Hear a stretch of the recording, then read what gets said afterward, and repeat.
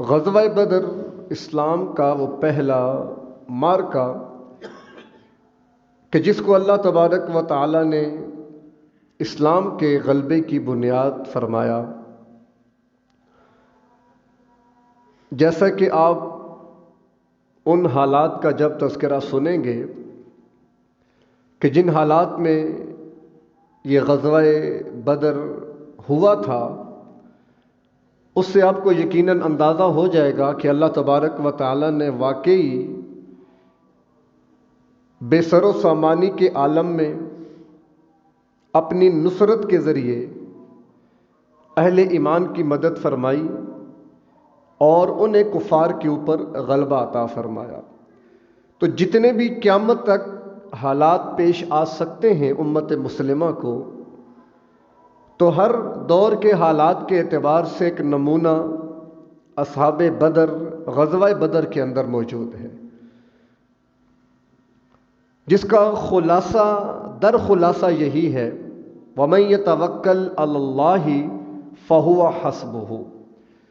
کہ بنیاد اللہ پر توکل، جس نے اللہ پر توکل کر لیا اللہ اس کے لیے کافی ہو جاتا ہے۔ بات توکل ایمان اور یقین کی ہے، کیونکہ آج ہمارے ایمان، ہمارے یقین، ہمارے توکل کس درجے کے ہیں وہ محتاج بیان نہیں ہے، سب جانتے ہیں۔ یہی وجہ ہے کہ جب یہ بنیاد آج ہمارے پاس موجود نہیں ہے تو آگے کوئی بڑا اقدام کرنے کی ہم میں طاقت بھی نہیں ہے، ہمت بھی نہیں ہے۔ الٹا کوئی کافر ہمیں آنکھیں دکھائے تو ہماری ہوا بھی نکل جاتی ہے۔ ہماری تو یہ صورتحال بن چکی ہے۔ انشاءاللہ اللہ تبارک و تعالیٰ کے فضل و کرم سے حالات بدلیں گے۔ رہے گی کب تک کتاب سادہ، کبھی تو آغاز باب ہوگا، جنہوں نے بستی اجاڑ ڈالی کبھی تو ان کا حساب ہوگا۔ سکوت صحرا میں بسنے والوں، نئی رتوں کا مزاج سمجھو، ابھی تو اتنی گھٹن بڑھے گی کہ سانس لینا محال ہوگا۔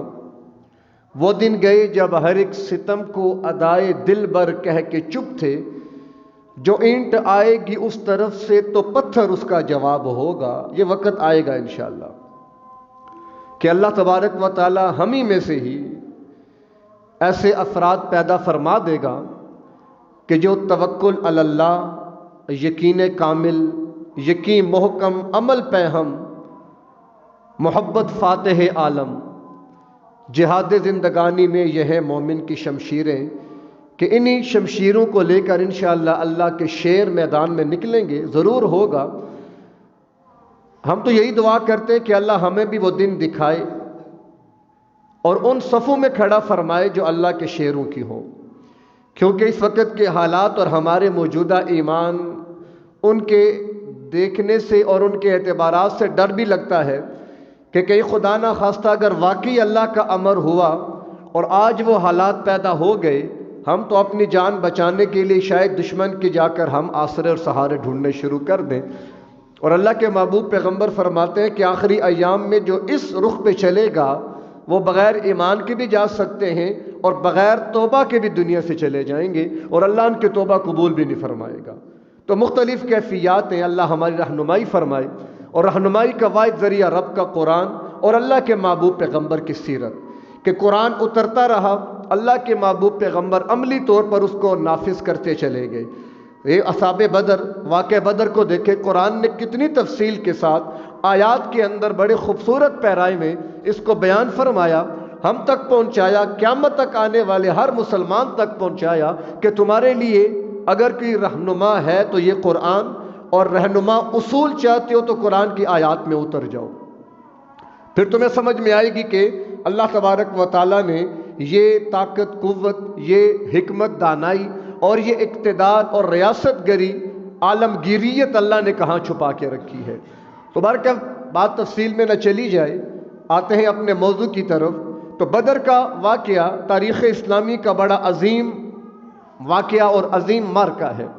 کہ جس نے کفر کی کمر پہ ایسی کاری ضرب لگائی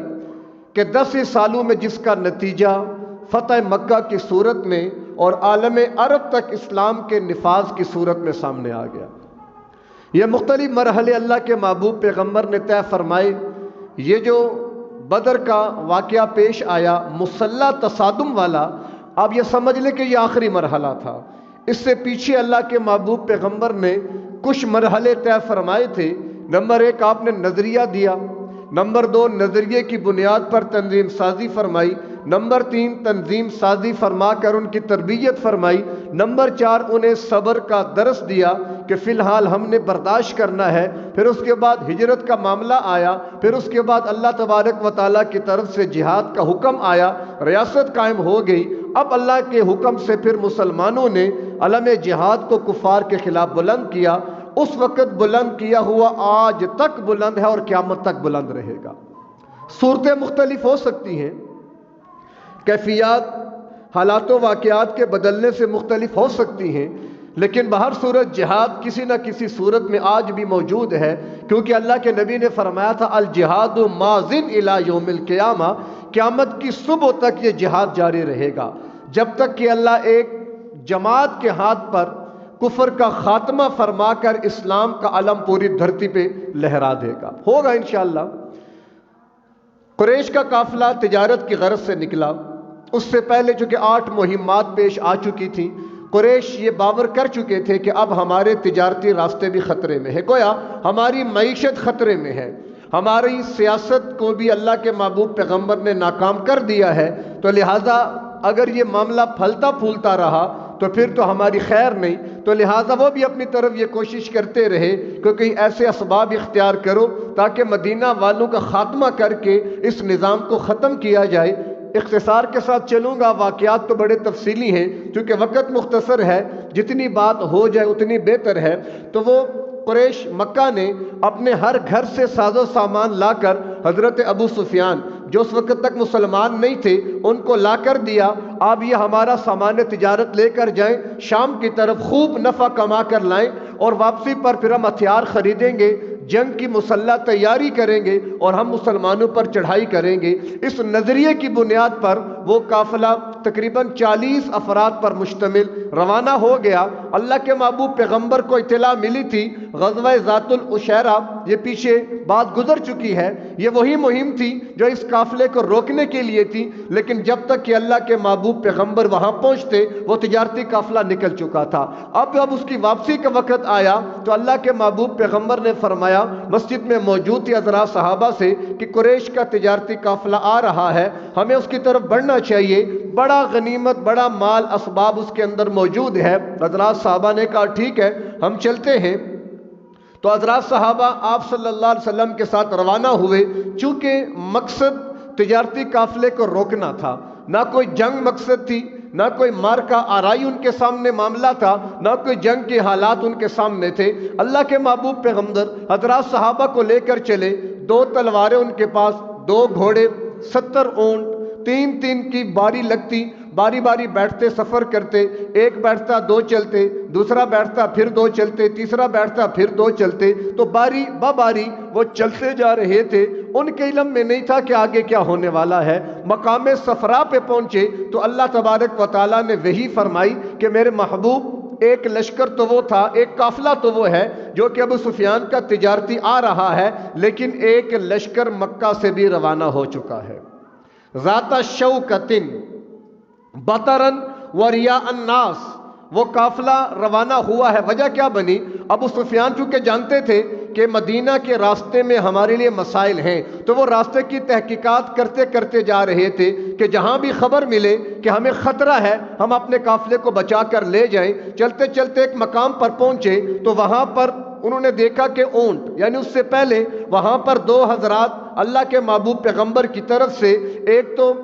زمزم وہ جو ابو سفیان نے بھیجا تھا بس بن عدی، اور ایک ابن ابی رغبہ، ان 2 حضرات کو بھیجا جا کے ذرا خیر خبر لو، قافلہ آ رہا ہے، کب پہنچے گا، کیا کیفیات اور کیا صورتحال ہے۔ وہ 2 حضرات وہاں پر گئے، ایک پانی کے مقام پر اونٹ کھڑے کیے، 2 عورتیں آپس میں مکالمہ کر رہی، ایک نے دوسری کے پیسے دینے تھے، وہ کہہ رہی تھی کہ 1-2 دن میں قافلہ قریش کا جہاں آنے والا ہے وہ پہنچے گا، میں کام کروں گی، خدمت گزاری ہوگی، کچھ رقم ملے گی، تمہارا قرضہ دے دوں گی۔ یہ خبر اللہ کے محبوب پیغمبر کے قاصدوں نے سنی، وہ واپس آئے، اللہ کے محبوب پیغمبر کو اطلاع دی کہ وہ قافلہ 1 سے 2 دن میں وہاں پہنچنے والا ہے۔